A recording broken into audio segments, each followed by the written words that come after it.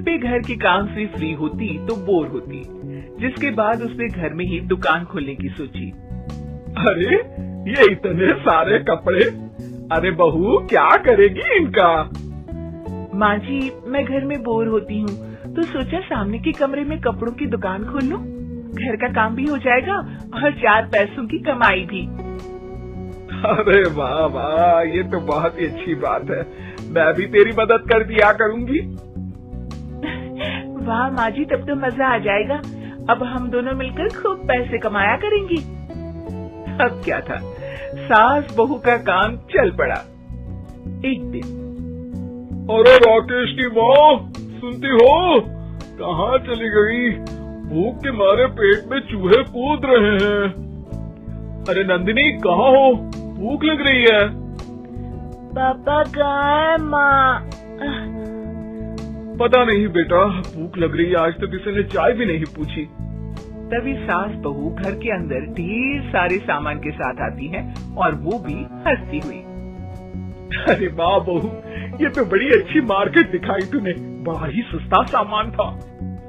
हाँ माँ जी, और ये सामान हम डबल पैसों में बेचेंगे, मजा आ जाएगा। अरे बहू, भूख लग रही है, कुछ खाने को दे दे। माँ क्या बात है, आज किसी ने पापा को चाय भी नहीं दी? अरे बेटा, अब 40 साल में तेरे पापा ने क्या चाय बनाना भी नहीं सीखा? अरे बेटा रहने दे अब इस बहस को। तुम लोगों ने वैसे बनाया क्या है? बहू परेशान हो जाती है और सास को अकेले में लेकर जाती है। माँ जी, आज तो हम लोगों ने खाना ही नहीं बनाया। अरे बेटा, बाहर के छोले भटूरों से पेट इतना भर गया कि याद ही नहीं रहा कि घर में ये लोग भी हैं खाना खाने के लिए। अब क्या किया जाए? तभी घर में एक महिला आती है। जी, वो सुना है आप लोगों की यहाँ साड़ी बिकती है, जरा दिखाएंगे क्या? हाँ, क्यों नहीं। माँ जी, आप इन्हें साड़ी दिखाइए, मैं तब तक पिताजी और इनके लिए खाने का इंतजाम करती हूँ। सास उस औरत को लेकर सामने वाले कमरे में चली जाती है जहाँ उन लोगों ने दुकान खोली थी। वहीं बहू भी किचन में चली जाती है।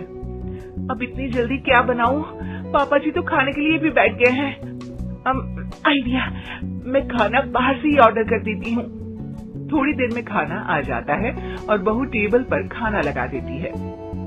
हे भगवान, कितनी कड़वी दाल बनाई है बेटा।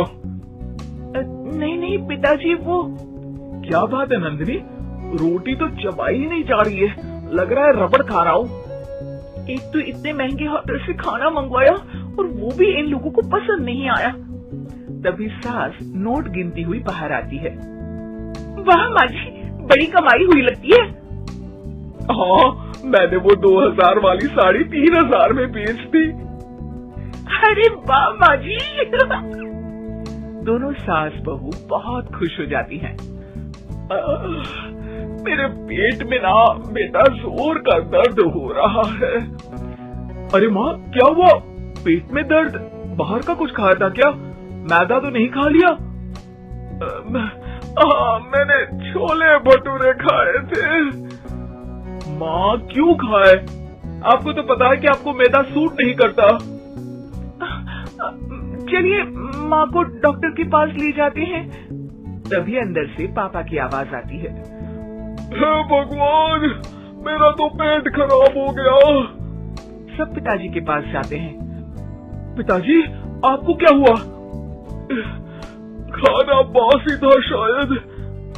अरे पिताजी, नंदिनी जानती है कि बासी खाने से आपकी तबीयत खराब हो जाती है, तो वो ऐसा क्यों देगी, है ना नंदिनी?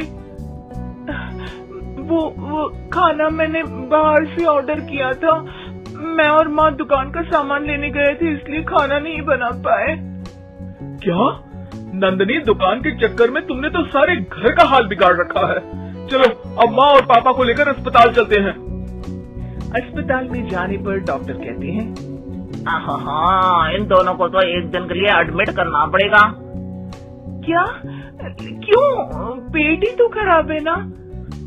हाँ, तो घर ले जाइए ना, अगर लग रहा है कि कोई बड़ी बात नहीं है और हम सिर्फ पैसा कमाने के लिए इन लोगों को एडमिट कर रहे हैं। नर्स, जरा इन लोगों को बिल तो दे देना। चलिए मैं आप लोगों को पैकेज समझा देती हूँ। जब बहू के हाथ में बिल आता है, हे भगवान, 60,000 रुपए, इतना तो मैंने कमाया भी ना था। अब समझ गई कि कमाई के चक्कर में घर के लोगों की सेहत के साथ मैं खिलवाड़ कर रही थी।